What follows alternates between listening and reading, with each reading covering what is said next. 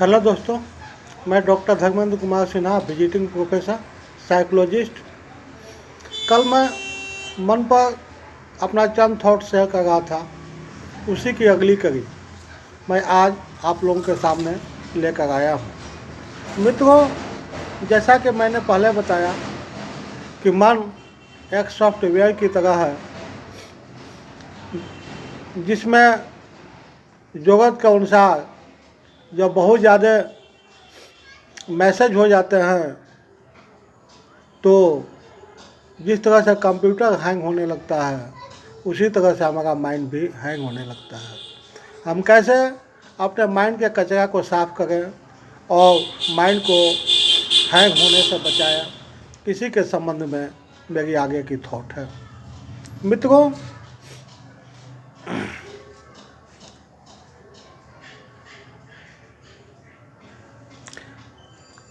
जहाँ तक मन की कचरा की बात है तो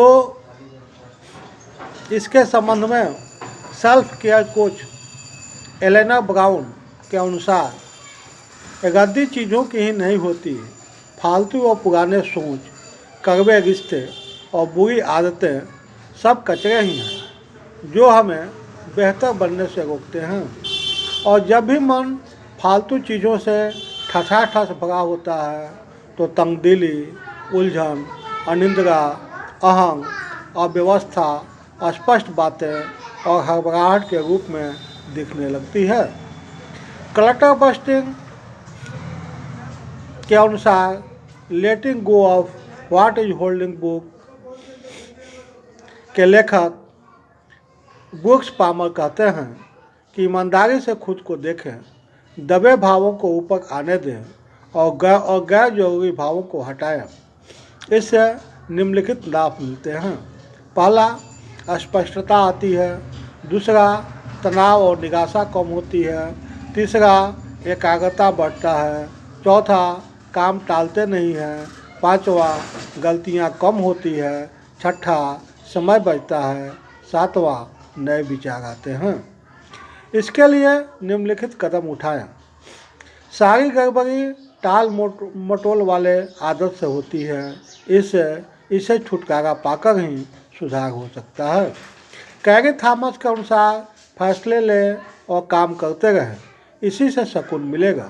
अगर कुछ समझ में नहीं आ रहा है तो पूरी तरह दिमाग की बत्ती कुछ देर के लिए बंद कर दें तथा उस समय कुछ भी ना करें।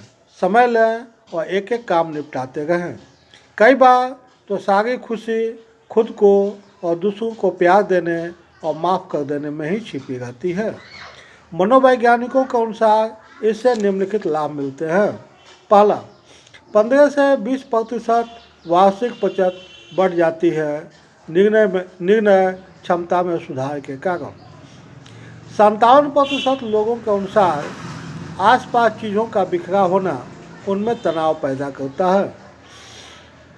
10 में से 4 लोगों का मानना है कि पुराने एवं बेकार के विचार बेचैनी एवं निराशा लाते हैं। 77% लोगों का कहना है कि मन में बुरे विचार काम करने की क्षमता घटाते हैं। 40% के अनुसार खुशी का स्तर कम होता है। इसके लिए निम्नलिखित सुधार करें। पहला, अपनी जीवन शैली को सुधारें, नियमित एवं अनुशासित करें। दूसरे, पिछली बुरी बातों की जगह अच्छी बातें सोचें, उदार बनें। जो चीज़ आपके काबू में नहीं है उन्हें छोड़कर वो करें जो आप कर सकते हैं। खुद को बदलने के लिए तैयार रहें।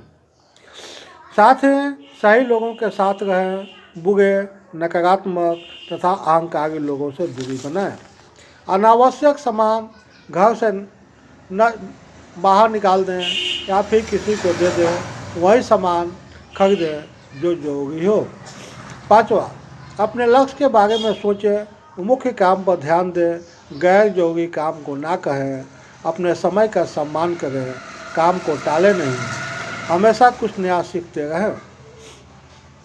छठा, अपने मूल्यों पर टिके रहें, ईगो अहंकार से बचें। सातवां, योग, ध्यान एवं व्यायाम करें। मित्रों, जैसा कि मैंने पहले बताया कि माइंड एक सॉफ्टवेयर की तरह है और जिस तरह से किसी भी सॉफ्टवेयर के लिए आपको जो कि है स्टार्ट बटन, सेटअप बटन और रिबूट बटन की जानकारी होनी चाहिए, तभी आप सॉफ्टवेयर का सही तरह से इस्तेमाल कर सकते हैं। उसी तरह से इस मस्तिष्क की कार्यप्रणाली में भी ये तीनों फंक्शन लागू होते हैं। यदि आपका मस्तिष्क बहुत ज़्यादा किसी विचार पर सोचते सोचते यदि थक गया हो, तो आप कुछ देर के लिए अपनी कंसंट्रेशन की फोकस को अपने ब्रेथ पर लाएं। ब्रेथ एक न्यूट्रल चीज़ है और ब्रेथ ही वो रेखा है जो आपकी सोल और बॉडी को एक दूसरे से जोड़ती है। जैसे ही आप ब्रेथ पर कुछ देर के लिए आते हैं, आपके मस्तिष्क को आराम मिलने लगती है। दूसरा जो मैंने बताया कि माइंड को हम किस तरह से रेस्ट दें, इसके लिए उपाय यह है कि आप प्रकृति के सानिध्य में रहें। आप वृक्षों को देखें, खुले हुए आकाश को देखें। जैसे जैसे आप वृक्ष और आकाश को देखते हैं तो आपका मन निर्मल और शांत होने लगता है। साथ ही मैंने यह भी बताया कि माइंड के एप्लीकेशन को कैसे बंद करें, इसलिए कि माइंड एक ऐसा सॉफ्टवेयर है जिसमें हज़ारों एप्लीकेशन एक साथ चल रहे हैं और बहुत सारे एप्लीकेशन यूजफुल हैं और बहुत सारे अनयूजफुल हैं तथा एक दूसरे के एंटागोनिस्टिक भी हैं। ये एप्लीकेशन वस्तुतः हमारी ज़िंदगी के इवेंट्स ही है जो मेमोरी के फॉर्म में हमारे मस्तिष्क में रहती है और हमें परेशान करती रहती है। और इसके लिए आवश्यक है कि जैसे ही कोई विचार आपके मस्तिष्क में उठे या कोई घटना की मेमोरी आपके मस्तिष्क में उठे, उसको आप देखें बिना किसी जजमेंट के, बिना किसी चॉइस के। जिस तरह से आप पिक्चर देखते हैं, आप जैसे ही किसी घटना को देखेंगे, देखते देखते एक ऐसा समय आएगा कि आप इस निष्कर्ष पर पहुंचेंगे, चलो इस तरह से घटना हुई, जो हुआ सो हुआ, अब आगे हमें क्या करना है। अर्थात थॉट के बीच में अब आपकी जजमेंट आ गया। यह जजमेंट ही आपको समाधान के करीब ले आता है। मित्रों, वस्तुतः माइंड में वो कोई भी मेमोरी या इवेंट्स इसलिए परेशान करती है कि हमने उसको जो कि है क्लैरिटी नहीं दिया है।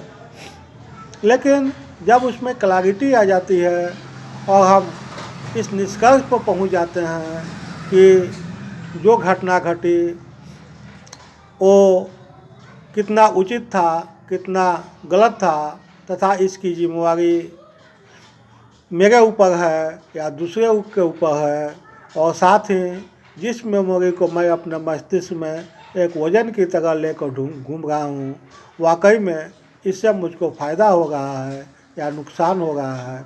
जैसे ही ये बातें हमें समझ में आ जाती है, वो एक्सपीरियंस, वो मेमोरी हमारे माइंड से डिक्लटर हो जाती है और मस्तिष्क पुनः वर्तमान में आकर ये सोचने लगता है कि हमें भविष्य में क्या कदम उठाना चाहिए। ये बातें हमें अपने कार्य व्यापार के स्तर पर या रिलेशन के स्तर पर या सामाजिक स्तर पर भी हमें लाभ पहुंचाता है। मित्रों, मैंने चंद थॉट आपसे शेयर किए। इसकी उपयोगिता आपको तब समझ में आएगी जब आप इसे अपने जीवन में प्रयोग में लाएंगे। साथ ही मेरा सुझाव है कि आप इसे अपने जीवन में प्रयोग में लाएं। ये बहुत सारे लोगों का एक्सपीरियंस है और ये मनोवैज्ञानिक शोध के द्वारा भी प्रमाणित हो चुकी है। आप इसको अपने जीवन में प्रयोग में लाएं। साथ ही आप अपने अनुभव को मेरे कमेंट बॉक्स में सेंड करें कि आपने इसको अपने जीवन में प्रयोग में लाया तो आपके जीवन में क्या रूपांतर हुआ। साथ ही मेरे इस वीडियो को ज़्यादा से ज़्यादा शेयर करें, लाइक करें, सब्सक्राइब करें, ताकि अन्य लोग भी इससे लाभ उठा सकें।